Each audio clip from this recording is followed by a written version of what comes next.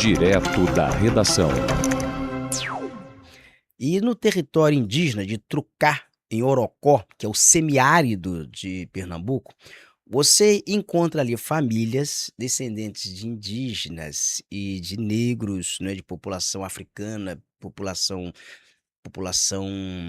de matriz africana, e que ainda mantém ali uma tradição, é a produção de farinha. Então, depois da colheita da mandioca, eles levam a farinha para as casas de farinha e artesanalmente ali preparam farinha, preparam a chamada tapioca, a beiju, e com técnicas assim muito manuais, técnicas que são herdadas de tradição indígena que depois é incorporada também à tradição negra. Então, esse é que enriquece esse modelo de produção artesanal, esse modelo de produção doméstica.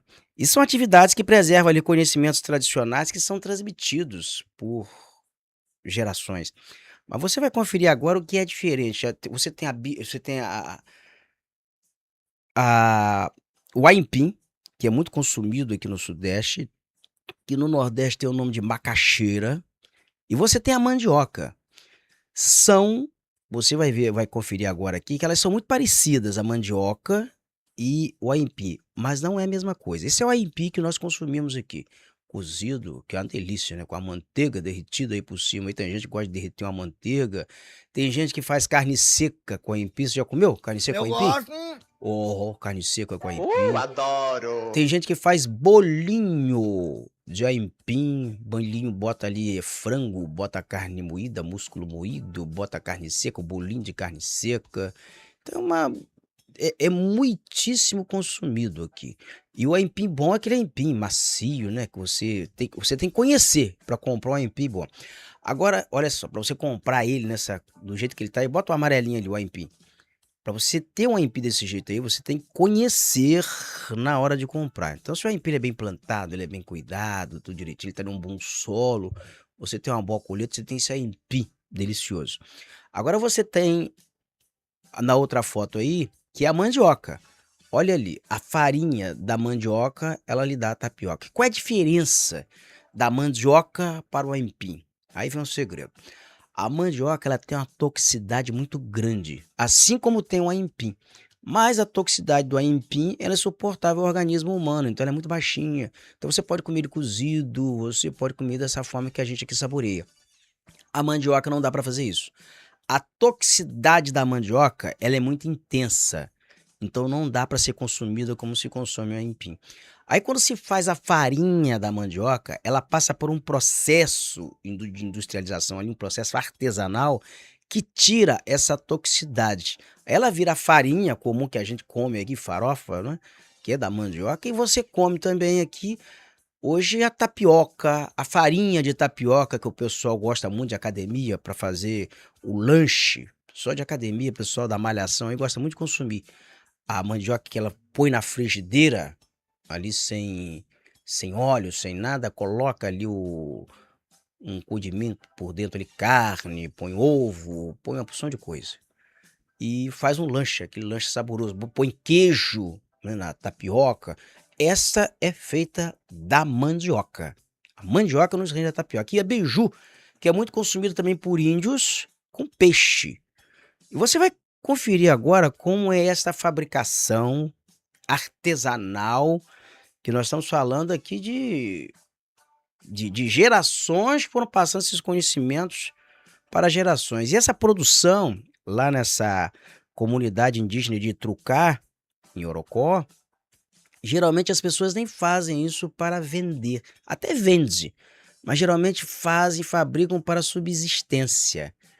E nós vamos conferir agora essas informações na reportagem da TV Caatinga com a Meire Souza, e você vai ver que beleza, que coisa impressionante. Vamos conferir.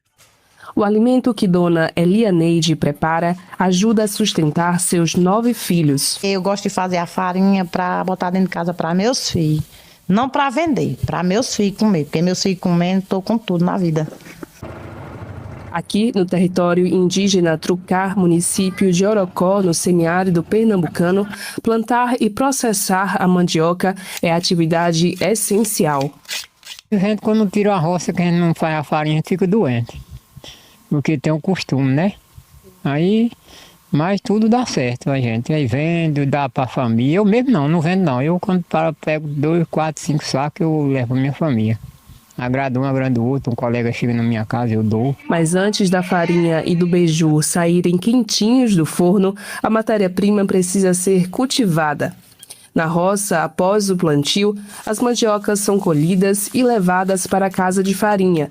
Nesse local, os moradores utilizam equipamentos industriais e práticas manuais para transformar o alimento. Fazer esse é o processo de ralar, tirar a goma, botar num saco, levar para a prensa, espremer, como nós chamamos, tirar a manipoeira, aí vai passar numa peneirar para tirar o grosso, ficar só a massa, aí leva para o forno para ressecar, para virar farinha. A Casa de Farinha também sustenta uma cultura centenária criada pelos povos indígenas do Brasil.